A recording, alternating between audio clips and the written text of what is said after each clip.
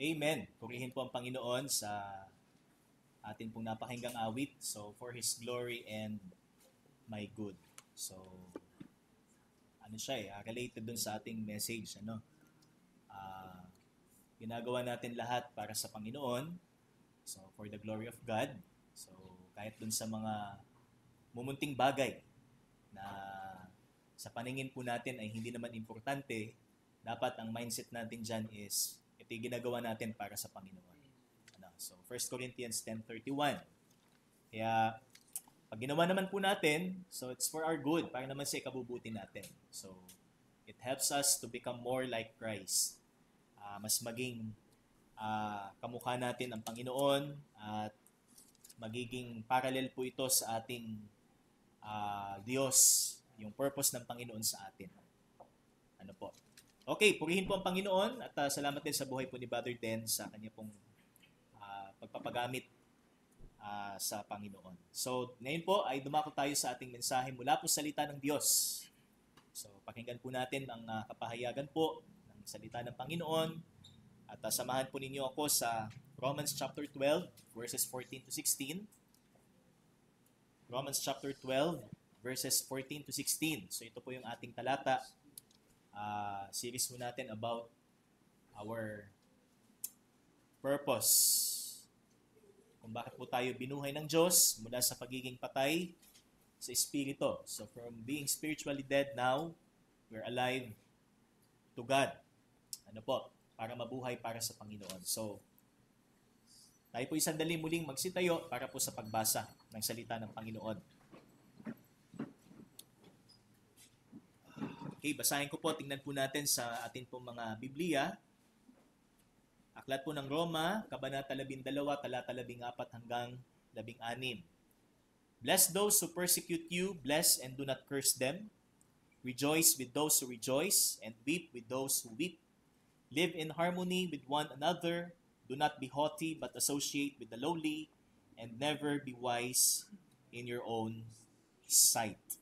Purihin po ang Panginoon, tayo po'y manalangin. Salamat po, O Diyos, sa umagang ito, sa paghahayag po ng inyong pong salita, na kami po ay narito bilang isang tagapakinig at handang ilapat sa amin po mga buhay ang anumang mapapakinggan po namin mula sa iyong pong salita. Sa lahat ng amin po mga pagkukulang, Panginoon, ay humingi po kami ng tawad at patuloy niyo pong gamitin ang aming mga buhay sa amin pong paglalapat, Panginoon, ng iyong pong salita upang maging pagpapala din kami sa amin pong mga kapatid sa pananampalataya at maging sa mga tao na hindi pa po nakakilala sa iyo, Panginoon. At ang iyo po lingkod, gamitin niyo po lamang na instrumento. Humingi po ako ng karunungan, Panginoon. At patuloy niyo po lamang akong gamitin na instrumento ng inyong pong paghahayag. Itago niyo po sa likod ng inyong pong kabanalan. Ito po ang aming dalangin sa pangalan ng iyong anak na si Jesus. Amen at amen. Tayo pong lahat ay makakaupo na.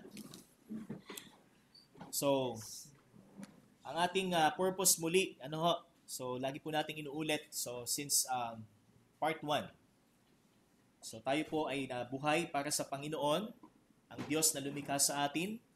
Hindi po tayo nabubuhay para sa iba, or hindi po ito yung primary purpose natin, na para sa iba o para sa ating sarili, kundi para po sa Diyos una sa lahat. And last time po, ang ating pinag-aralan po is our duties to all people. So ito po yung subpoint po natin. So our duties to all people from verse 14, yung ating pong binasa. And we have the first 4, ang unang 4 na katotohanan na makikita ho natin from verse 14. So atin pong muling basahin na sabi dyan, bless those who persecute you and bless and do not curse them. So there's the positive and there's the negative. Ano po? To bless and not to curse those who persecute you.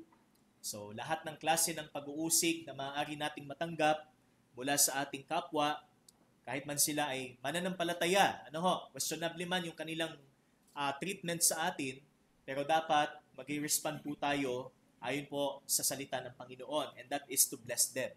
So, the word bless is to speak good, or to speak with good.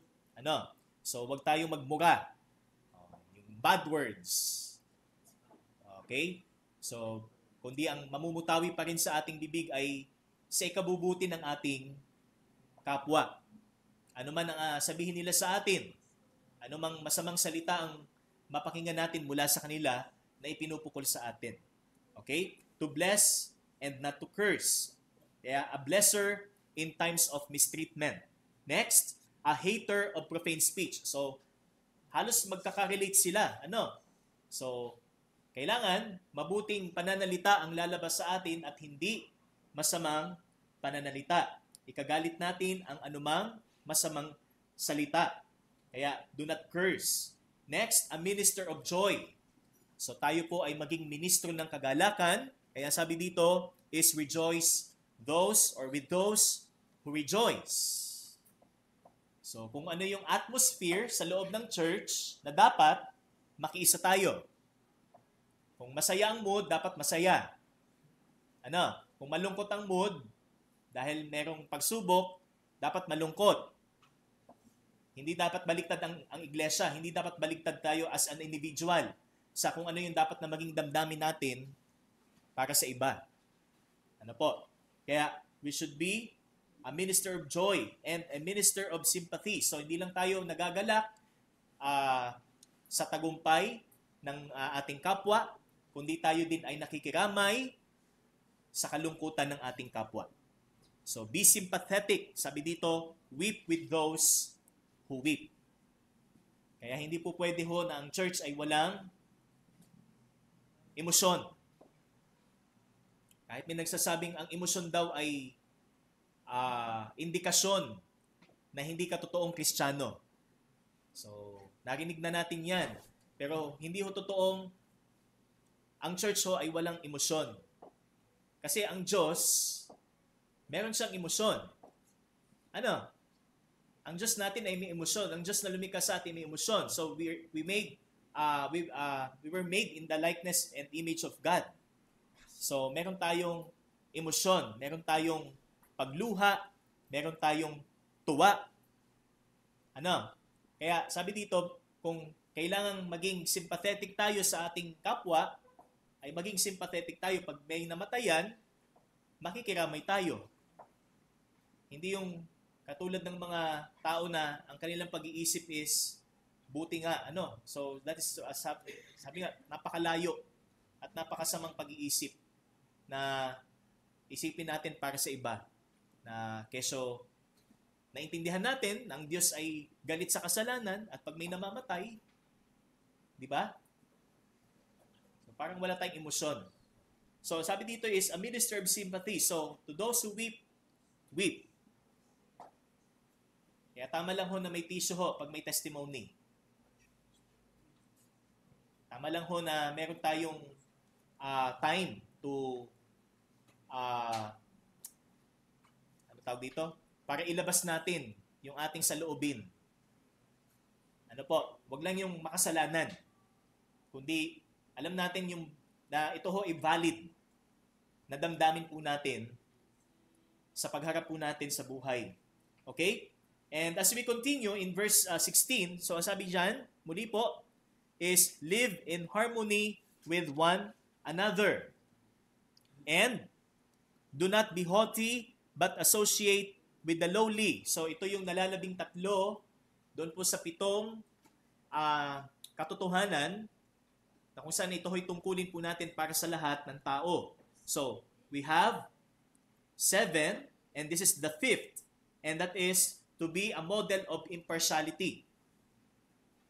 Bilang isang nakauunawa sa tunay na layunin ng buhay na ngayon po tayo nakakilala na sa Panginoon, kailangan na maging modelo po tayo ng impartiality. Sa Tagalog po ay walang pagtatangi o wala tayong favoritism or wala po tayong bias. Kasi ang Diyos po natin ay patas. So, meron po tayong symbol ho diyan, which is yung simbolo po ng justice. Ano yon? Yung isang nakapiring na may hawak na timbangan. At yung timbangan po ay pantay. Yan. Kasi ang risk ho, pagka walang piring, yung may hawak, maaaring mas mabigat yung isa at yung isa ho ay dehado. So, hindi siya justice.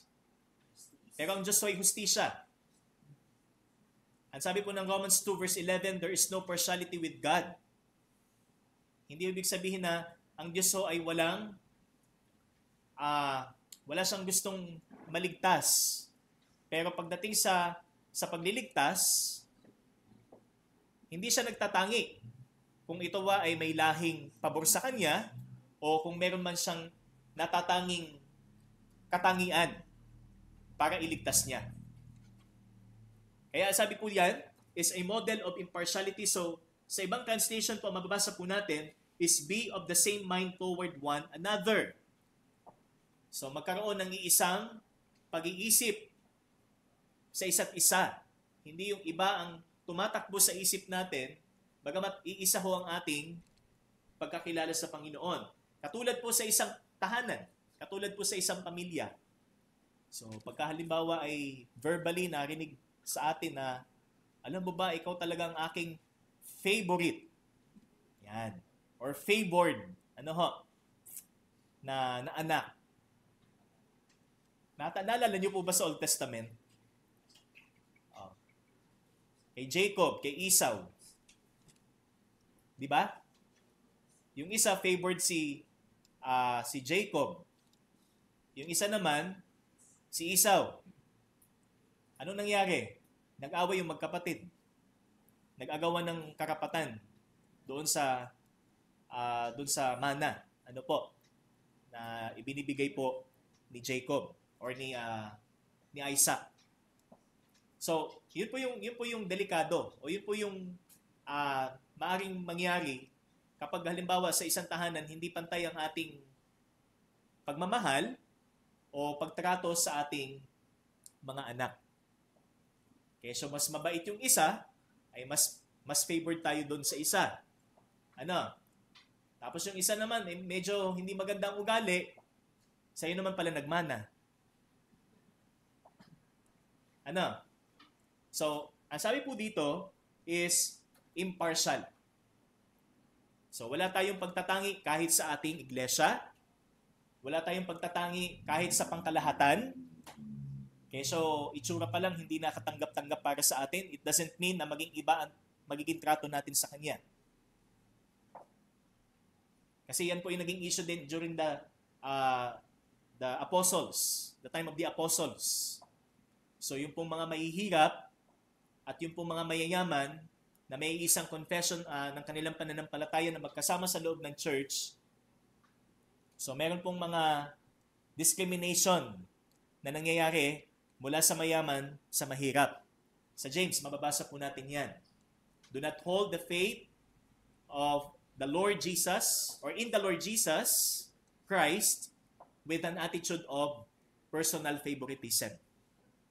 So, ano man yung estado ng buhay natin, ano mang lahi ang ating pinanggalingan, hindi ito maging balakid upang tayo po ay magtangi. O tayo po ay maging impartial sa kanila. So, it is the same thing in the body of Christ. We might have brothers and sisters who do have the quality to be your favorite brother or sister or not. Maaring pareho kayo ng gusto ng libangan. Kaya siya mas malapit sa iyo. Pero yung iba mong kapatid, yung opposite naman ng gusto mo ang gusto niya. Kaya hindi ka malapit sa kanya. Okay? But here, sabi dito, impartiality. It is similar to discrimination and may be based on conditions such as social class, wealth, clothing, actions, and many more. Ang pinapairal natin ay kung ano yung nakikita natin. Siya ay mayaman, siya ay matalino, siya ay mabango. Nangyari po ito sa isang church. Talagang ayaw kong makatabi itong member na ito. Kasi pag nagsasalita ay talagang amoy na amoy. Yan. So, doon siya nakafocus doon sa hininga ng kanyang kapatid. Ano po? Hindi doon sa hininga ng Diyos na nagbibigay buhay. Napatuon ang kanyang isip doon sa hininga ng kanyang katabi na nakakamatay. Ano po? Kaya sabi dito, why Christians should keep this attitude away. So, bakit dapat nating alisin o iwaksi ang pagtatangi sa ating kapatid? Because, first, makikita po natin, it is incongruent with God's character. There is no partiality with God. Romans 2:11. And also in Ephesians chapter 6, verse 9, mababasa po natin that masters do the same to them and stop your threatening, knowing that He who is both their master and yours is in heaven, and that there is no partiality in Him. So ito naman para doon sa mga Panginoon o mga masters. So hindi porket ang iyong empleyado ay masipag, doon ka lang magiging mabuti. Doon naman sa medyo kulang ang good performance, hindi ka magiging mabuti. Pero alalahanin mo ang Diyos, siya'y walang pagtatangi. Kaya ito din ang maging pattern po natin kung paano po natin tratuhin ang lahat ng tao. So, there is no partiality with God and it is incongruent with the character of God. Okay? Next, it is not to be shown by believers as the Scripture teaches. James 2:1, do not, my brothers, do not hold the faith in the Lord Jesus Christ with an attitude of favoritism. So, do not. Kaya nga sabi dito, hindi dapat makita sa atin. Okay? Hindi dapat natin maging kasanayan ang pagtatangi para sa ating mga kapatid. At sa Old Testament po, ano po? Makikita ho natin in Exodus chapter 23, yung principle about impartiality. So in verse 3, nasabi po dito, you shall not fall in with the many to do evil, nor shall you bear witness in a lawsuit, siding with the many so as to pervert justice. Nor shall you be partial to a poor man in his lawsuit. Huwag tayong nakahilig sa mas may kakayanang magpanalo ng kaso. Kung alam naman nating hindi ito makatarungan. Kundi tayo ho ay humilig sa katarungan ng Diyos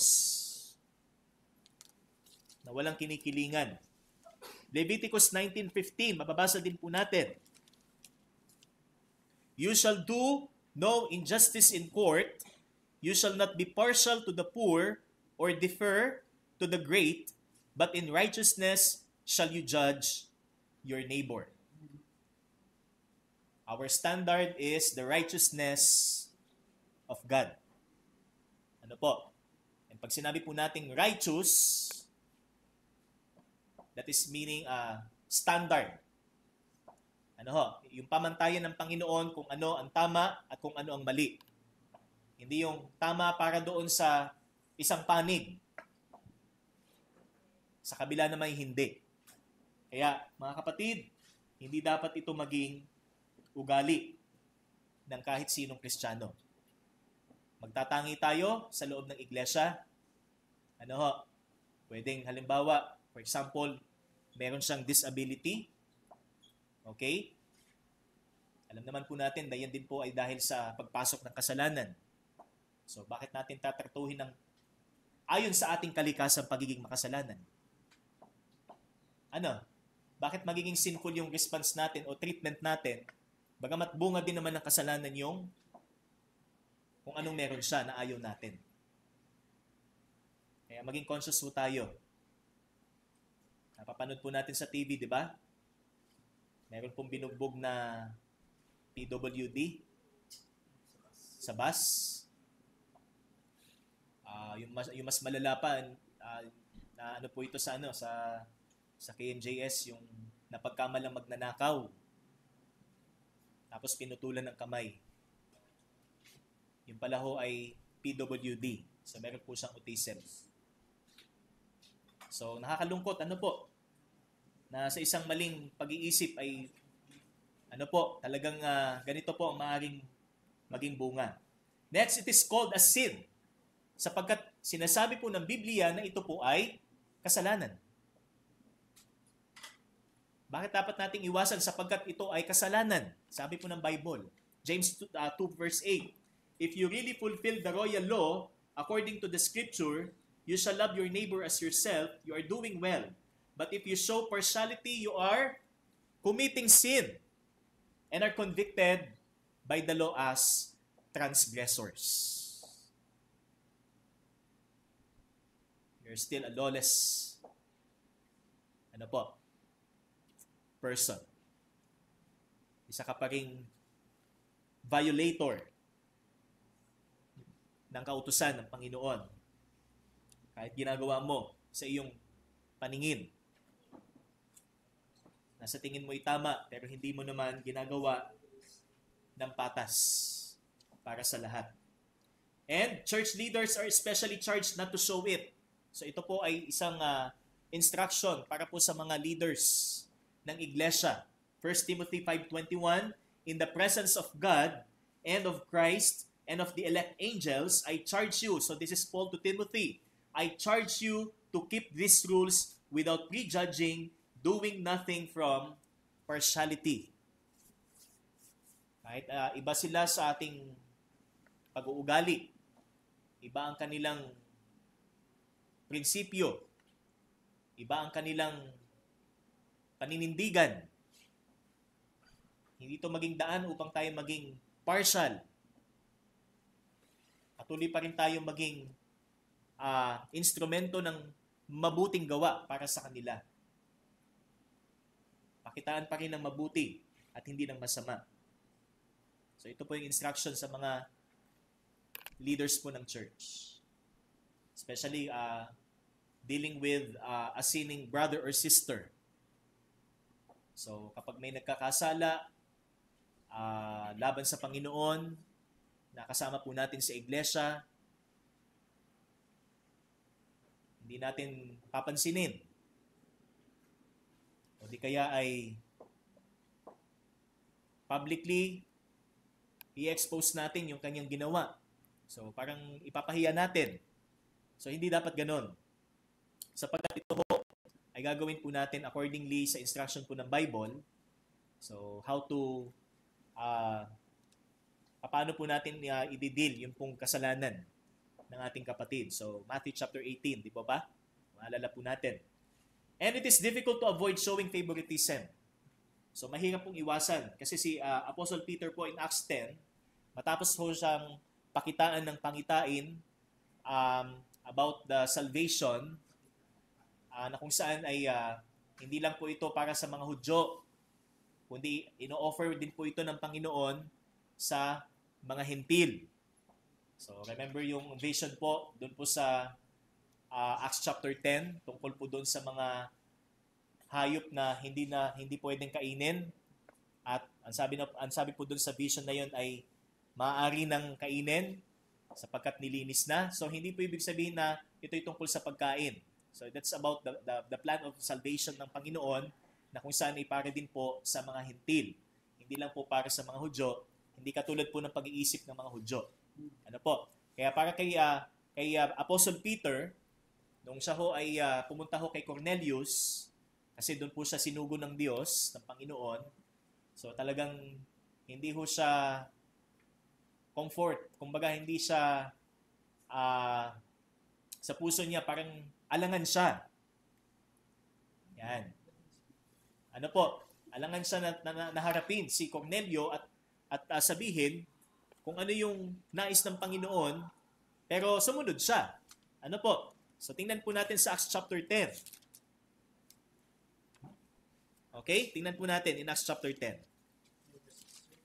So yung sequence of events, ito po yung sabi, ano po? So pinakita ng Panginoon ng vision si Peter, tapos pinadala siya kay Cornelius, at in verse 34, ang sabi dito, truly I understand that God shows no partiality, but in every nation anyone who fears Him and does what is right is acceptable to Him.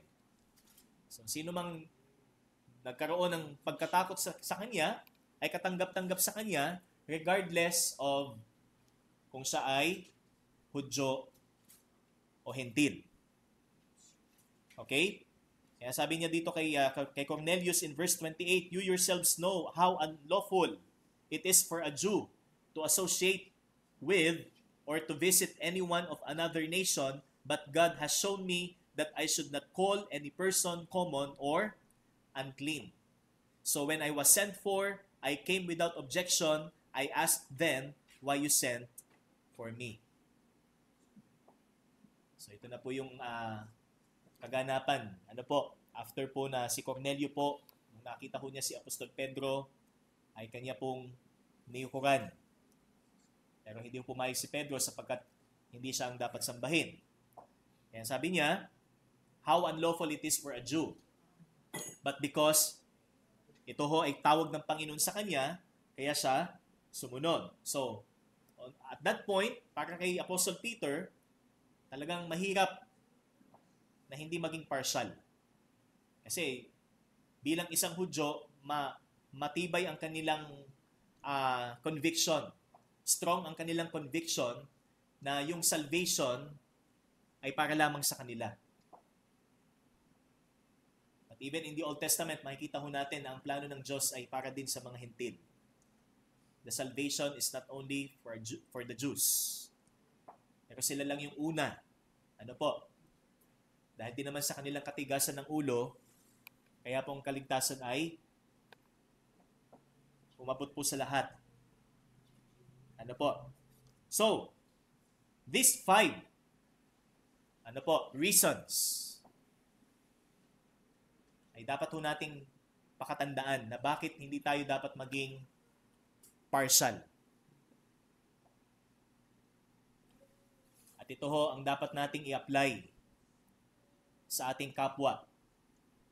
Ano man ang kanilang spiritual condition, sila man ay ligtas o hindi, sila man ay may disability o wala, sila man ay maputi at tayo ay kayumanggi, o sila man ay galing sa Africa, hindi dapat iba ang trato natin, kundi kung paano tayo tinrato ng Panginoon sa kabila ng ating pagiging makasalanan. Amen? So that is number 5. We should be a model of impartiality. And verse 16, tuloy po natin, nasabi dyan, "Do not be haughty in mind, but associate with the lowly." So sabi dito is, we should be also a model of humility. So hindi lang po tayo maging impartial, tayo din po ay maging humble. Kababaang loob. So, closely related with the issue of personal bias. Haughtiness in mind has to do with one's self-seeking pride. So, ano naman po ang sinasabi ho ditong, do not be haughty in mind. Meron po kasing mga Kristiyano na mas gusto nila sila'y identify doon sa mas kilala. Doon sa mas nakakaangat sa buhay. Ayaw nilang ma-identify na kasama ng mga mahihirap. So that is also an example of partiality. Nakikisama sila sa mas masagana ang pamumuhay. Yung maraming pupwedeng connections. Doon sa mga mahihirap, ayaw nilang makisama, ayaw nilang makisalamuha. So, they like to be more identified with the elite and the opulent. Kaya tawag ko sa kanila is mga aristocrats. Wala ho dapat na aristocrat ho sa atin. Ano po? Tayo ho dapat ay maging mapagpakumbaba sa lahat ng tao. It is not the will of God. And the lesson here is neither to disassociate with those or disassociate ourselves with those who are in high wealth or influence. So, hindi naman po sinasabi ng Bible na associate with the lowly. Hindi naman po sinasabi ng Bible na wag na natin pakisamahan yung mga mayayaman. Kasi hindi naman po estado ng buhay ang sukatan para maligtas ang tao. Meron din pong mga masagana ang buhay na nakakilala din sa Panginoon. At ginagamit din ng Panginoon ang kanilang kayamanan para pagpalain ang kanyang gawain. Di po ba? Pero hindi po ibig sabihin na ang magiging treatment po natin sa ating kapwa is according doon sa kanilang kayamanan. Ay siguro ito ay mas pagpapalain ng Panginoon ang church kapag ito ang ating Bible study. Kasi may-ari ito ng malaking korporasyon. O, pagawaan ng bakal. Pagawaan ng sasakyan. Minamata natin ang kanilang possessions. Nasan paano naman natin tingnan yung kayamanan ng Diyos bilang siya ang nagbibigay nito? Okay? So, nor to associate only with the lowly ones. So, hindi po ibig sabihin na ang pakisamahan lang natin yung mga mabababa. Pakisamahan natin lahat. It is not sinful to invite our rich friends or family, but associating with the lowly is a must because they are more needy and they need our ministry. At hindi rin po ibig sabihin na yung mga mayayaman, hindi nila kailangan ng ministry. Na tayo po ay magiging instrumento para sa kanila. So, kaya ang pagiging minister po ay para sa lahat, regardless of their status. Financial. Kung sila ay middle or low, sabi nga, below middle, o sila ay above middle. Okay?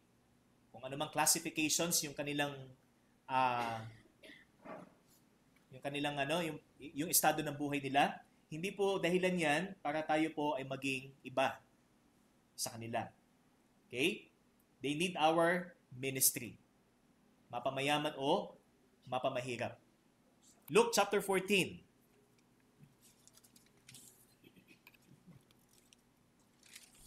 Verse 12.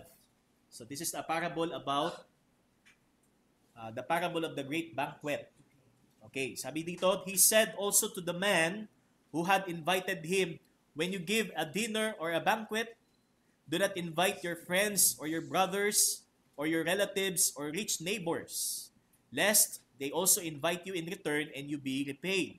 But when you give a feast, invite the poor, the crippled, the lame, the blind, and you will be blessed, because they cannot repay you, for you will be repaid at the resurrection of the just. So, nakakalungkot po kung ito man ay na-experience po natin. Meron po tayong mga taong kilala na ganito po ang kanilang practice. So, dapat nandun tayo sa tama. Kasi meron pong klase ng treatment na mas favored ho tayo sa iba, pero dun sa ating kadugo, o sa dapat nating mas bigyan ng priority and care and love, hindi tayo ganun ka-favored. Kasi meron pong ganun. It's a sad reality. Na magaling sa ibang tao, pero sa pamilya o sa kamag-anak, ayaw. O hindi siya ganun ka-warm na maging maging generous or something. So ito yung lesson, mga kapatid. So associate with the lowly. Okay? Do not be haughty in your mind. Kung ikay pinagpapala ng Diyos, hindi yan daan para ang pakisamahan mo lang ay yung gusto mo. Nagpapala ka ng Diyos para maging pagpapala ka rin sa lahat. Okay? Hindi po ibig sabihin na pinagpapala ka ng Panginoon kasi ganito, ganyan, ganyan. So that is a mindset na kung saan ay hindi ang Diyos ang iyong ina-acknowledge kundi ang iyong sarili. So ang makikita natin dito is yung focus mo is yung kakayanan mo, hindi yung ibinigay ng Panginoon sa iyo. Kaya, we should be a model of humility in our mind. Ano po? Sa isip natin. Kasi doon din tayo galing. Nangailangan po tayo one time. At tayo po ay diligtas ng Panginoon, may taong ginamit ng Panginoon para sa atin. So now, na tayo po pinagpala ng Diyos, bakit hindi natin gawin ang dapat? And number 7, an opponent of self-promotion. So the last part of verse 16, do not be wise in your own estimation. So huwag tayong maging hambog sa ating kaisipan kung paano dapat natin tratuhin ang ibang tao, kundi huwag din tayong maging hambog sa ating sarili. Okay? Sa iyong estima. In your own estimation, do not be wise. So this is another way of showing our knowledge, or another way of showing our knowledge of God's purpose is not to think of ourselves superior in any way than other Christians. So if you have the kind of thinking na hindi magpapatuloy ang gawain kung hindi ka nandoon, okay? Or kaya ka nagpipresent na mag-engage sa ministry na ito kasi ang tingin mo doon sa iba, hindi nila kaya at ikaw kaya mo. Without acknowledging the gift na ibinigay sa iyo ng Panginoon. Kaya ka nagpresenta. That is self-promotion. To minister for the sake of fame or popularity is against to our call. It is against to our testimony as a believer. Hindi ho ito pasikatan. Hindi po ito isang contest.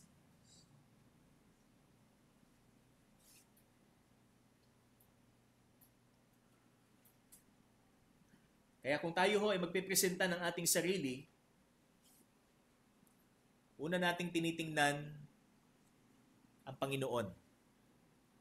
At kinikilala natin kung anong meron tayo bilang ito ay bigay ng Panginoon at tulong ng Panginoon sa atin para tayo ay makasucceed o mag-succeed sa atin pong paglilingkod, mga kapatid. Kaya, sabi dito, on the contrary, without seeking divine help, okay? If we present ourselves in the specific part of the ministry because we think that we can and others cannot, without seeking divine help, is self-promotion. You promote yourself. That's why, do not be wise in your own estimation. Proverbs chapter 3, verse 7, be not wise in your own eyes. Fear the Lord and turn away from evil. Nakakatakot hong isipin sa sarili mo na ikaw ay magaling. Yan dapat ang ating isipin. Nakakatakot. Hindi yung ang saya-sayang isipin na ang dami mong nagagawa sa buhay. Ang dami mong kayang gawin. Ano? You're a multi-talented person. Magaling ka sa ganito. Magaling ka sa ganyan. Sa lahat ng panig, ano po? Sabi nga, okay ka. Pero hindi ibig sabihin, mas special ka kaysa sa iba. Because there is none righteous, not even one. Hindi yan sukatan para kay mas magaling, matuwid ka sa harapan ng Diyos. Magaling ka sa larangan ng sa area na ito. It doesn't mean na mas matuwid ka kumpara sa ibang na wala nito. Lahat tayo ay makasalanan. Kaya, be not wise in your own eyes. Fear the Lord. Matakot ka sa Panginoon. Kilalanin mo ang Diyos kung sino siya. That is the beginning of wisdom. Amen? Amen. To fear Him. And, sabi doon, to turn away from evil. And it will be healing to your flesh and refreshment to your bones. The key is to fear the Lord. Gusto mong lumusog sa iyong pagkakilala sa Diyos, matakot ka sa Kanya. Kilalanin mo ang Diyos kung sino siya. Mahalin mo ang Kanyang mga batas. Sumunod ka sa Kanyang kalooban. Itatwa mo ang iyong sarili. Matakot ka sa kaisipang makalaman. Katulad ng tinatawag nating self-promotion. You are superior. Sabi nga, as you think, nakakatakot. Kaya choose to fear the Lord and it will bring to you good beyond measure. Ang piliin natin ay pagkatakot sa Panginoon at ito ang magdadala sa iyo sa kabutihan. At ang kabutihan na dulot nito ay hindi natin masusukat. Because our God, sabi nga, siya'y Diyos na hindi natin kayang arukin. His blessings are immeasurable. Spiritual, material, everything na pwedeng ibigay sa atin ng Panginoon. Hindi natin masusukat. Hindi natin maarok ang kanyang mga plano sa atin. Although ang nakikita lamang natin ngayon is yung kasalukuyan. Ano ho? Kung tayo man ay may kasalatan sa kasalukuyan, hindi natin alam kung tayo magiging tapat sa Panginoon, kung ano ang naghihintay. Hindi natin alam. Mabibigla na lang tayo. Mabubulugan na lang tayo sa gagawin ng Panginoon. Basta gawin natin kung ano ang kanyang kalooban, mamuhay tayo ayon sa katuwiran ng Panginoon at maging instrumento tayo ng kanyang pag-ibig para sa lahat ng tao, walang pagtatangi, may kababaang loob, at hindi nagmamataas sa kanyang sarili. Amen? Amen. So ito yung ating mga tungkulin sa lahat ng tao. Ano ho? Kaya tayo ho ay maging consistent sa tulong at biyaya po ng Diyos na alam natin ang dahilan kung bakit natin ginagawa ito. Kung bakit dapat tayong maging impartial and humble and not to be, to be prideful sa iyong sarili. Sapagkat hindi tayo para sa sarili natin nabubuhay, kundi tayo ay para sa Diyos. And next, ang ating last subpoint po is our duties to enemies. Verses 17 to 21, yan po ay sa next Sunday po, mga kapatid. Ano naman dapat ang ating magiging treatment sa ating kaaway? Although, natin to actually, na-exhort na natin, isang Miyerkules. So, po natin. Muli po nating papasadahan. Ano po ang tungkulin? Okay? Para naman sa kaaway. So, hindi tayo maging offensive. Ano po? Hindi ho masamang mag-defend o maging defensive. Ang masama ay maging offensive. Lalo kung walang ginagawang masama. Ngayon, pag may ginawang masama, ano naman ang gagawin natin? Di ba? So, ito po ang ating pag-aaralan po next Sunday. Okay? So, muli po, we are spiritually alive para sa Diyos. Tayo ho ay mabuhay para sa Kanya. Tayo po ay manalangin. Panginoon, salamat po sa iyong salita. Muli po, sa inyo pong pagpapaalala sa amin to be an example in impartiality and humility and not to be haughty in our mind, in our actions, in our speech. Sa lahat ng aspeto, Panginoon, kami po ay maging instrumento ninyo para maging liwanag at asin sa mga tao na wala pang pagkakilala sa iyo at hindi po kami maging emotional na kung saan ay outside ng aming pagiging Kristiyano. Kung ito pong mga taong ito ay gumagawa ng hindi tama o mabuti sa amin. Tulungan niyo po kami, O Diyos, sa amin pong paglalapat ng iyo pong salita. Na ito po ay magdala po sa amin sa mas mature na kaisipan at pag-akbang sa amin pong pananampalataya. Pugihin ka, Ama, sa pangalan ng iyong pong anak na si Jesus. Amen at amen. Pugihin po ang Panginoon